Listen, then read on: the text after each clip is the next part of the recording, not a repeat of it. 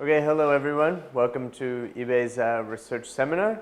It's a pleasure this week to have Héloïse Berkowitz with us, who's going to be talking about meta-organizing for grand challenges. And she's a researcher, been a visiting researcher here at IBEI, and she's a researcher at the Toulouse School of Management Research.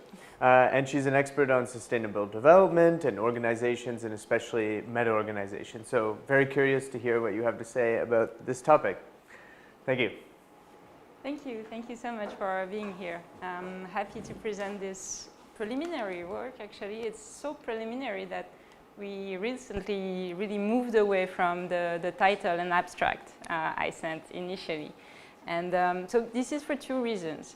First, the case that we are using, we initially thought that it was about climate change, but then we understood that it was the connection to climate change is much less direct than we thought. And then the second reason is that we feel that we can have this discussion that we're having in this paper without talking about climate change. So with the presentation, I've chosen an in-between. I will speak both about the paper, but still make those connections to climate change, and you can tell me if you think it works or not. And so, the link is grand challenges, right? So grand challenges, they are those complex, very interdependent problems with profound uncertainty and non-linear effects. So effects are not proportional to the causes. And the grand challenges, the literature has shown that they call for renewing forms of governance, forms of organizing collective action to tackle them. And so what we're trying to do here is to say that at a certain level of collective action, there's an issue of what we call decidability. So the capacity of actors to make collective decisions. That's a bit the idea of the paper. And so I have to clarify where I speak from, which is mostly sociology of organizations, right? So the case I'm using, it's a case that's been studied a lot in political science, in international relations, but we're having that sociology of organization lens or look at it, which puts the emphasis on something else, as you will see. And basically, my general research interest is in meta-organizations. So it was coined by two sociologists, two Swedish sociologists, Arno and Brunson, to define something quite simple, actually, an organization of organizations.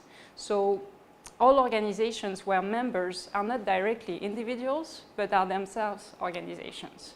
And so Arno and Brunson, they came up with this concept at a time when organization theory and organization studies in general were focusing overwhelmingly on organizations made of individuals. So typically companies, associations, social movements, public administrations. And so at the time, so it was first in a paper published in 2005 and then in a book in 2008. And even now, there's still this overwhelming focus on individual-based organizations, and even an implicit assumption that organization theory applying is the same, basically, whatever the membership. And so the idea of meta-organization is to say, well, membership matters. The fact that members are organizations changes a lot of things about the functioning, about the decision-making process, about the way you access resources, for instance. So that's a bit the general idea about meta-organization. And it actually discuss an empirical reality that is very broad and that has been largely studied in very different fields. So for instance, trade associations, they're classical cases of meta-organizations. The European Union has been recently studied as a meta-organization, and you can see how it could indeed fit that definition. And so very different types of international organizations, multi-partner alliances, all these sorts of devices at the level of organizations qualify as meta-organizations.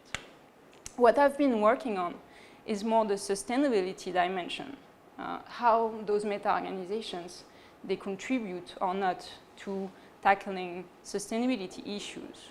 So gender equality, environmental sustainability, all these kinds of topics. And there's a growing body of work basically trying to argue that by nature, meta-organizations, because they have a form of flexibility derived from the organizational aspect, they're good devices for sustainability transitions, for governing practices of companies, for instance, and these kinds of topics. And so, coming back to organization theory, there's a focus on decision in that discipline. So organizations and meta-organizations, they are social systems that are run by decision-making. And that's a big difference from institutions, for instance, as I will come back later. Arnold and Brunson also define organizations as decided orders, but with 5 characteristics. So there's a membership, there's a hierarchy in that membership. So if you think of a firm, you have a CEO that has hierarchical power over the employees. You have rules of the game, what are the parameters that guide the collective action. You have monitoring to ensure that members are compliant, that employees actually do what they're supposed to do. And then you have sanction that can be positive or negative. And usually, organization theory has focused on complete organizations. And they've said that basically what's outside of organization, what's outside of firms, is the object of studies of other disciplines. So of political science, of economics, of other fields. And Arnold and Brunson argue that outside organizations, it's not necessarily institutions or networks, but it can be a different form of organization. So what they call partial organization, the selective combination of those 5 elements. So standards, for instance, rules, industrial rules, for instance, they're studied as a partial organization that draws mostly on rules. So you can have those different views of the same social phenomenon using those theories. And so meta-organization, they can be considered as partial organization because usually they lack hierarchy. And intuitively, you can understand why. It's because a company, for instance, will be reluctant to relinquish its autonomy towards a higher level of a system, right? So meta-organizations, they're constituted of members that retain their autonomy, that retain their resources, their identity, and so they tend to organize in those meta-organizations because they are partial, because also often they have little sanctioning power. A trade association, for instance, has almost no sanctioning power. And so those meta-organizations, what's interesting is that they come on top of an existing order, the one of the member organization. And so there's this embeddedness of social orders. And I think you see where I'm going there.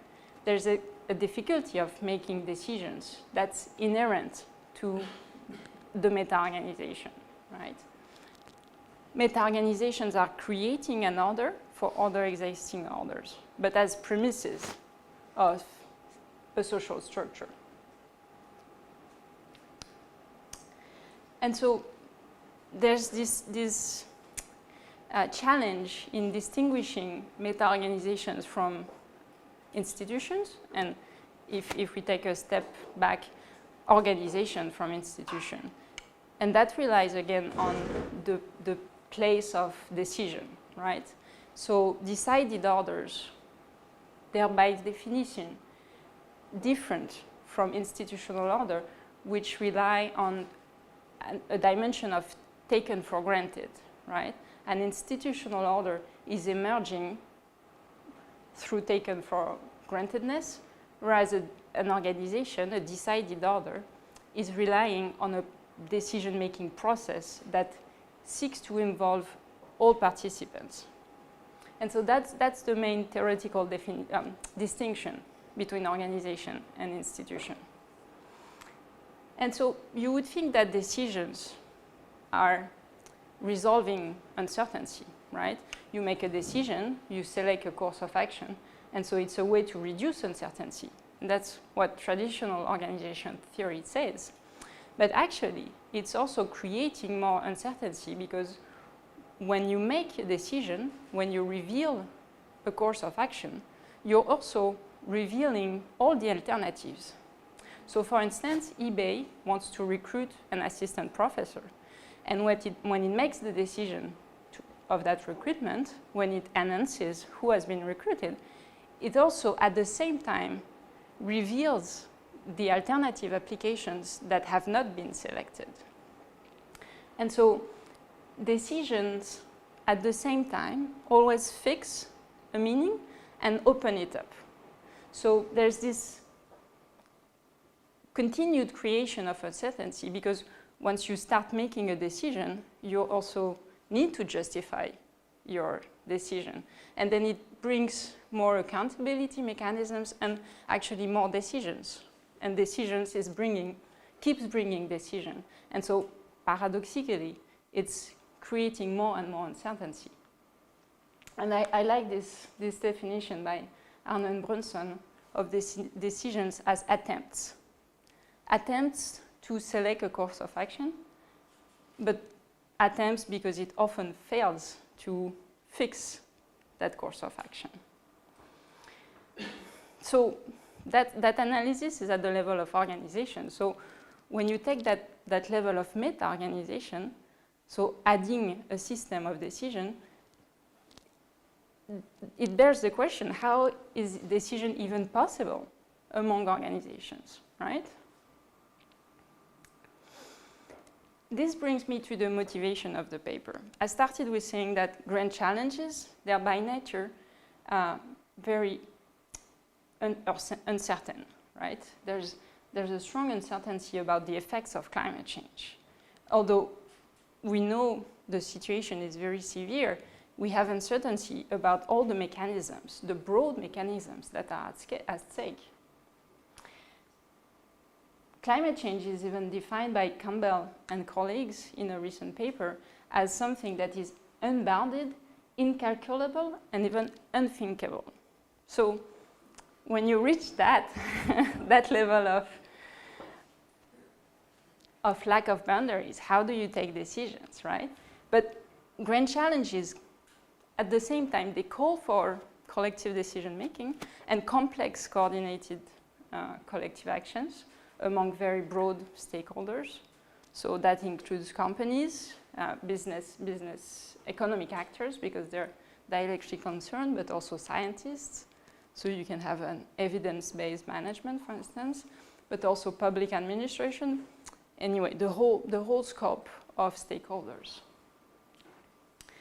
And if you use meta-organization as a response to those grand challenges, as an alternative governance device, meta-organization itself raises difficulties in terms of decision-making processes. So meta-organizations, they create this space among organizations where decisions can be taken about climate change. But there's this loop of organizational difficulties that inherently relate to uncertainty, the uncertainty both of climate change or of grand challenges, and the uncertainty of decision itself. I've been working on those functions of meta-organizations in tackling grand challenges.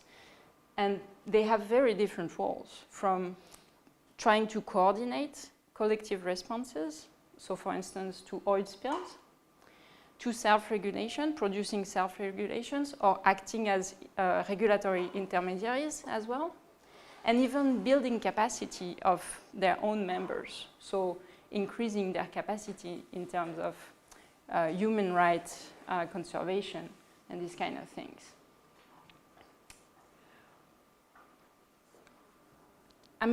With this slide, I'm trying to really capture what's at stake in the paper. Those meta-organizations, so they are existing both inside and outside organizations. They are creating this space that exists across boundaries. So there's an issue of setting up new boundaries, but also of overlapping existing boundaries, right? So in that space, that's where the decision-making is happening among those organizations, who themselves already have their boundaries. That's why I'm speaking of boundaries. And so how do you create that space? What are the conditions, the micro-foundations for creating a space at the level of meta-organizations where decision-making can actually happen, especially when it comes to grand challenges? So that's what we call decidability. And how do you maintain that decidability over time? That's a bit to summarize the main argument and how we reach the research question. Organizations are based on decisions, which, as I tried to show, are paradoxically creating uncertainty. Meta-organizations, they're systems of decisions. So inherently, there's an issue of decidability at that level of collective action. Grand challenges, like climate change, they call for new forms of collective action, but at the same time, they defy collective action. And so, how can decidability be created and maintained at that level? So we're conducting a single case study, an in-depth single case study, and that's where I'll show you where the climate change fits and doesn't fit. It's about the International Whaling Commission, which is a widely and extensively studied international organization. And we study it as a meta-organization. The grand challenges is the protection of whales. Why is it a grand challenge? First of all, why is it important? And that's the first question we could ask. Whales play a key role in a marine ecosystem. And marine biologists have shown that if you withdraw one species of whales, if one is overfished, for instance, it's the whole ecosystem that risks collapsing. And so that, of course, affects humans very directly. But whales have also been shown to act as climate engineers. So they play an important role in carbon sequestration. And so that's a bit less known, but it's very interesting. And last year, the IMF issued a report modeling what they call a low-tech solution for climate change mitigation, which means growing the population of whales. That's the low-tech. I like it. But they're seriously saying there could be a climate change mitigation breakthrough if we were growing the stocks of whales. And so IWC, in that context, it was created in 1946. So not really for climate change purposes, of course, but actually to facilitate the sustainable whaling industry. So initially, the mandate of the organization was to enable fishing whales, but in a sustainable manner, so that stocks are actually regularly replenished. And in so doing, they wanted to use scientists, so scientific-based management of stocks. IWC is an interesting meta-organization because, of course, you have those member states, but you also have scientists who directly participate through the scientific committee. So that's what we call a multi-referential organization or meta-organization, because you have different main references or institutional logics, we could say, the political and the economic reference, embodied in the member states, but also the scientific reference embodied in the scientific committee. And so what attracted our attention to that case is that in 2018, one of the major whaling nations, Japan, very loudly exited IWC after, basically what can be understood as a collective action failure. And so that's where we started to think about the issue of decidability and how it impacted membership composition of this kind of organization. So our level of analysis is the meta-organization itself. And we're focusing on identifying key decisions and their evolutions throughout the history of IWC. We're constructing a narrative as a data organization device, but also at the same time to structure our material and at the same time to show the complexity and the richness of all the interactions. And then we're trying to unpack that concept of decidability in 4 steps. We're focusing on those decided orders at the level of the meta-organization. Then we notice what we understand as the emergence of something rather institutional inside the meta-organization, and that contradicts the initial collective goals. There's a subsequent clash of order happening in the meta-organization, which leads to actually undecidability. There can no longer be collective decision about something. And that's, in our interpretation, what leads to Japan exiting the IWC. What's nice about that meta-organization is that there is a lot of documentation. They're basically publishing reports, minutes of everything. Every meeting, every annual meeting, there's the minutes about it. And you have the different, so the commission is meeting annually, or biannually, the scientific committee is meeting as well. And so we're using all that information. We've started to do interviews, but I'm not yet integrating them in here because there are too few of them so far. And so, for the purpose of the analysis, we've started to make that distinction between the decided order and the institutional order inside the meta-organization.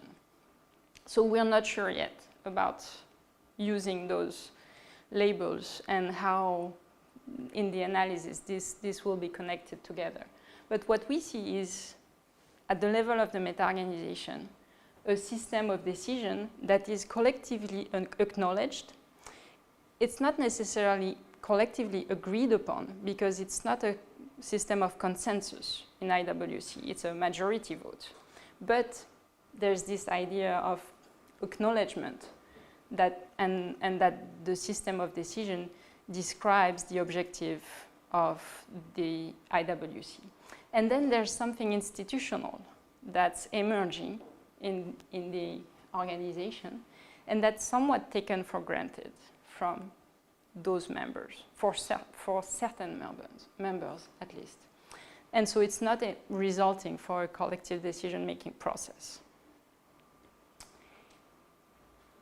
This is basically the key decisions or events we are focusing in the current narrative with, as you can see, different types of analysis. So what belongs to that meta-organization decided order I talked about, what belongs to something we're studying as the institutional order, the internal institutional order, the evolution of the references, the dominant reference in the meta-organization.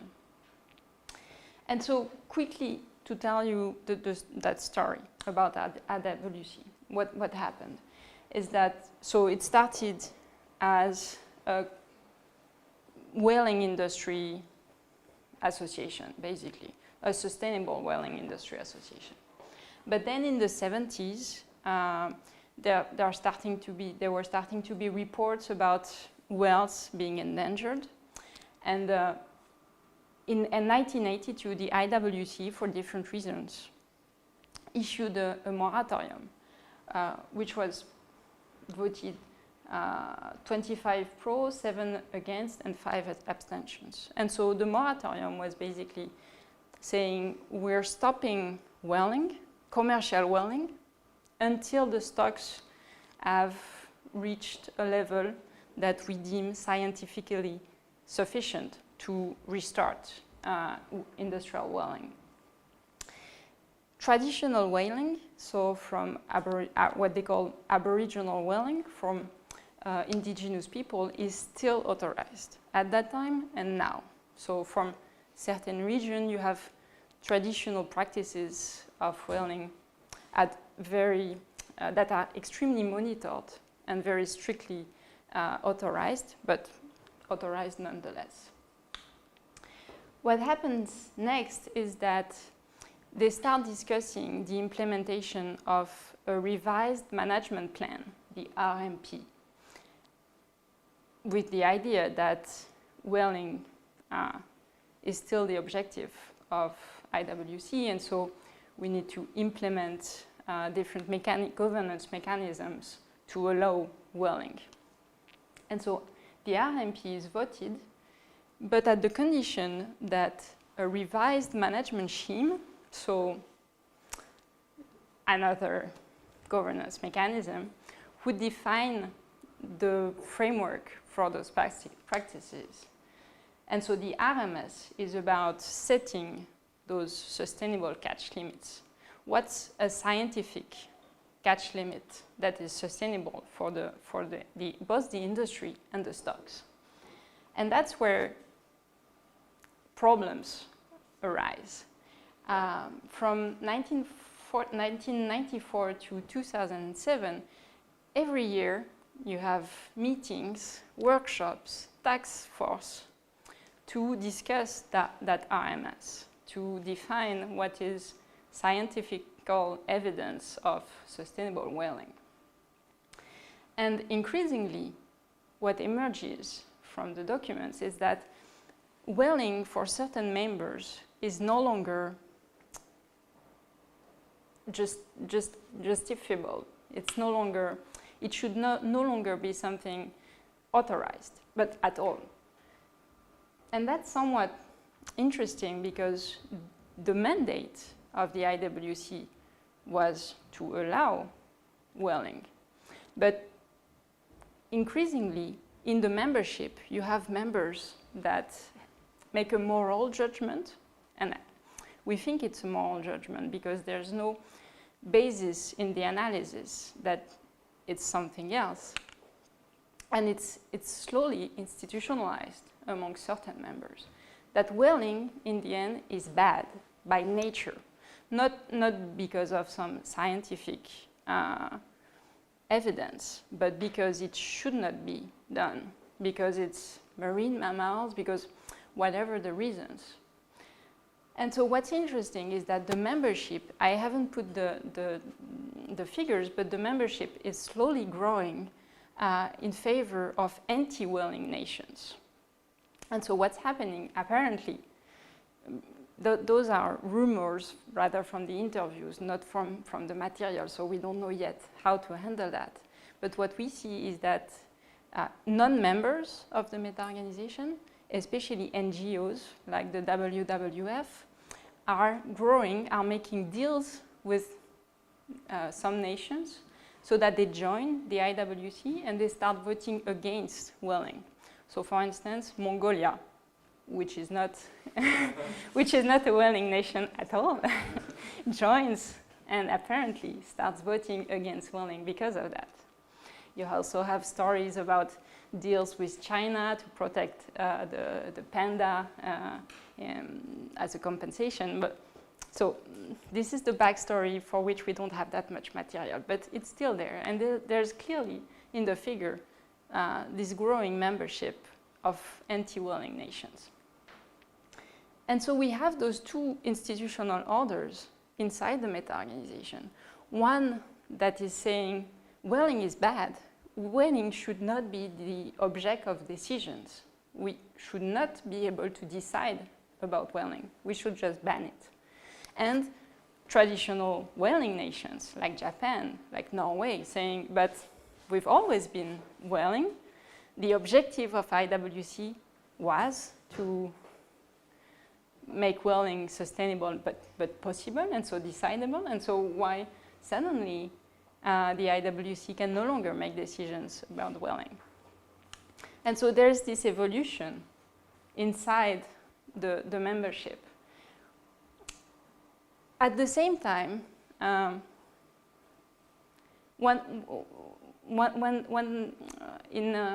1982, when there's the moratorium, it's interesting to note that it's actually implemented. And so at the beginning, I was saying, but meta-organizations are rather partial organizations. They have little sanctioning power.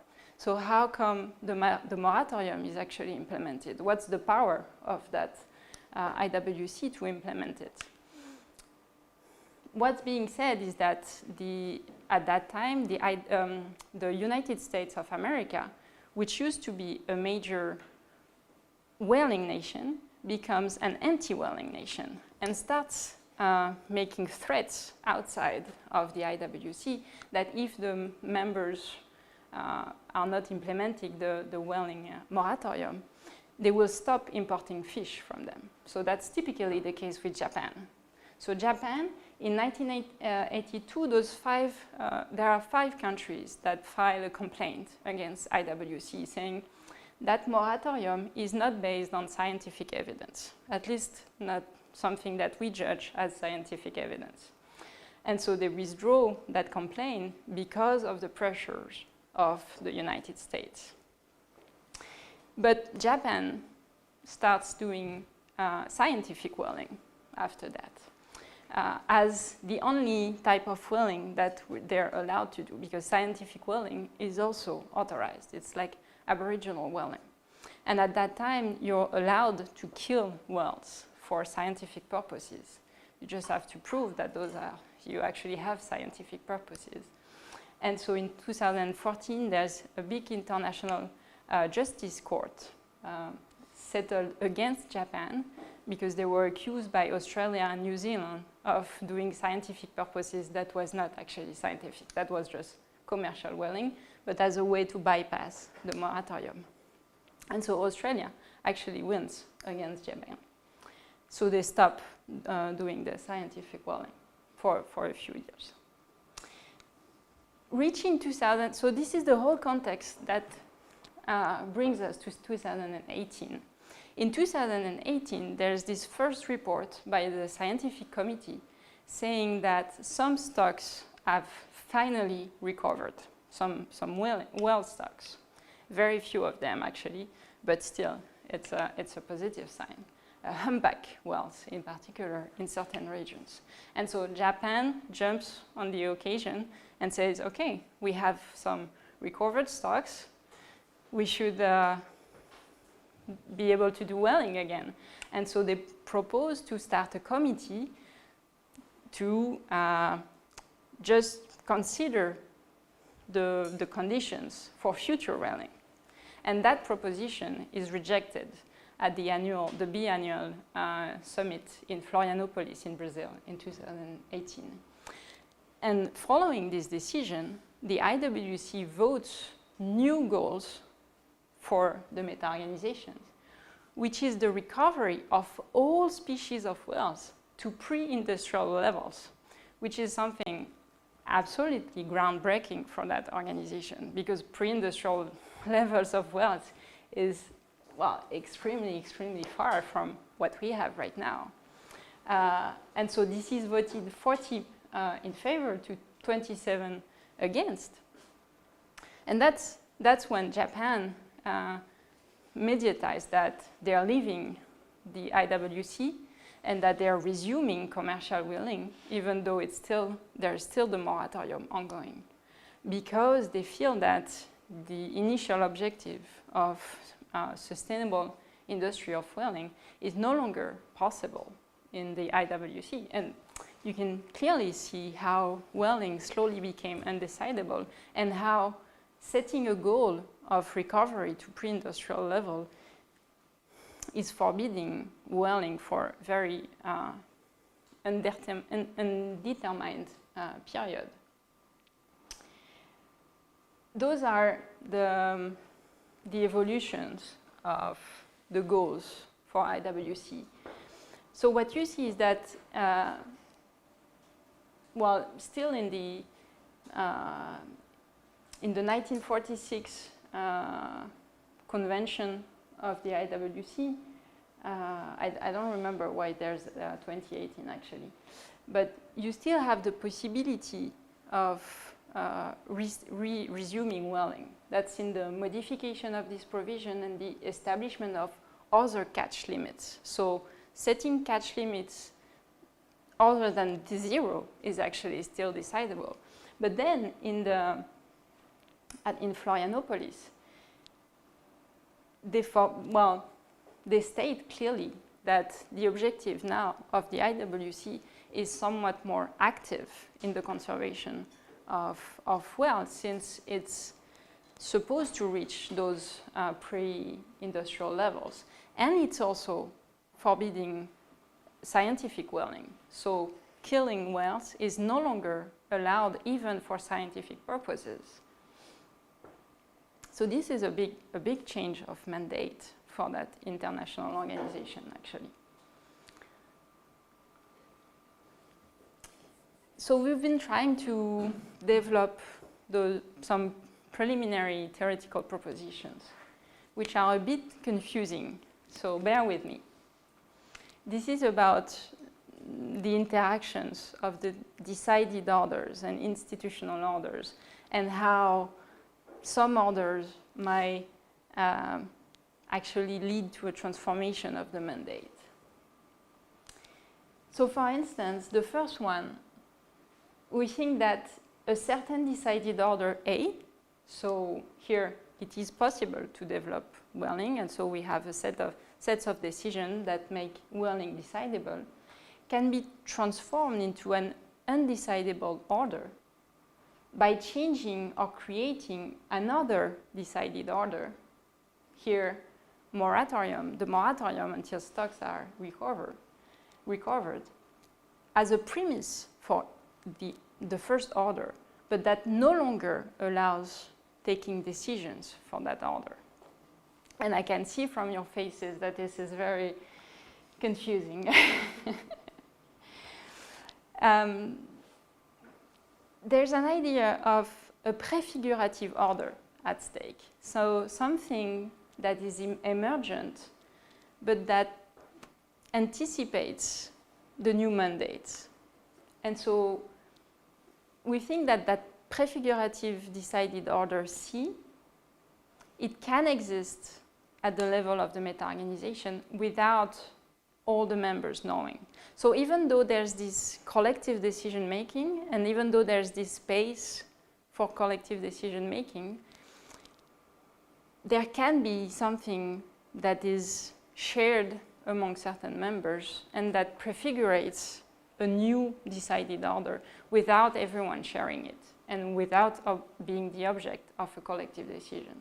So that's the undecidability of welding. That's the prefigurative order that becomes the premise for the new mandate of recovering welds to pre-industrial levels. Something that we think connects to climate change, and which is about evidence-based management, because there are lots of talks saying that to solve climate change, we need evidence-based management. And intuitively, it makes sense.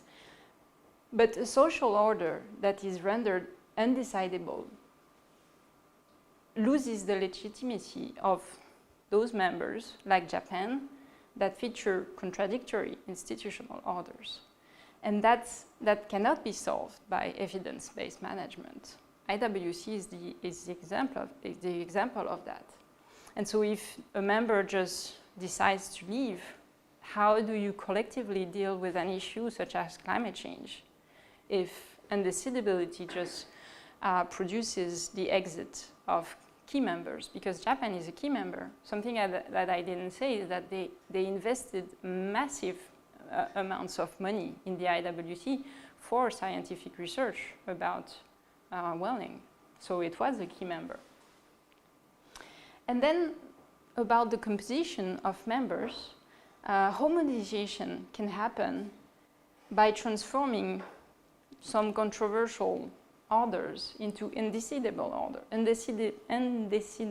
orders, which lead either to, well, transforming the conversion of members or the exit of Japan and potentially of other members. In terms of implications for practice, we're also trying to think of what does that mean of having that analysis through the meta-organization.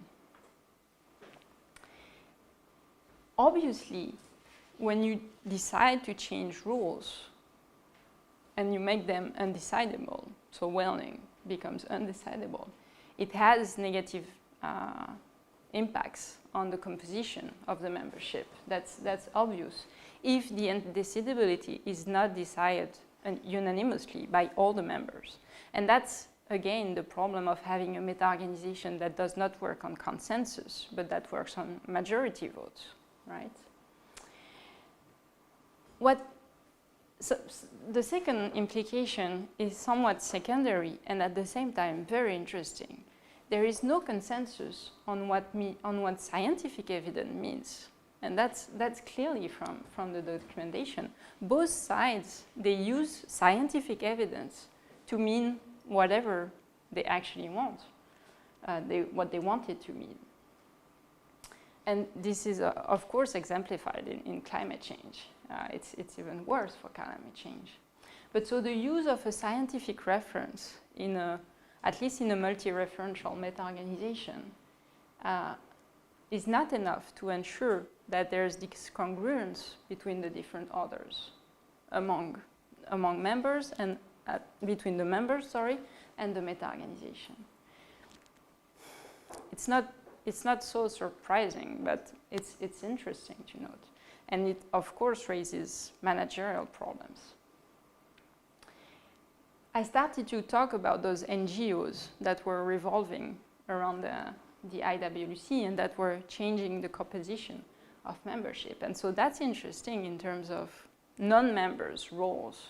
So we started with that idea of a meta-organizational space where the collective decision is happening.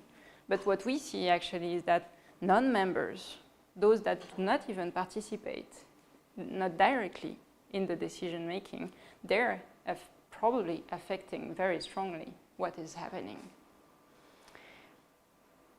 And so more generally, there's this question about the structure of the meta-organization. How do you implement an optimal structure, an optimal composition of membership to tackle this kind of issues?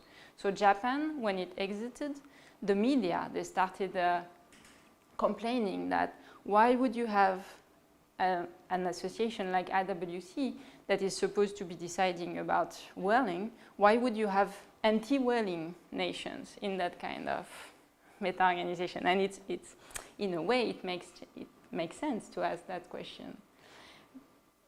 And so to conclude, so I should have inverted the lines, but if we get back to that issue of the low-tech solution of whales, we had that IWC move from sustainable whaling to recovery of whales.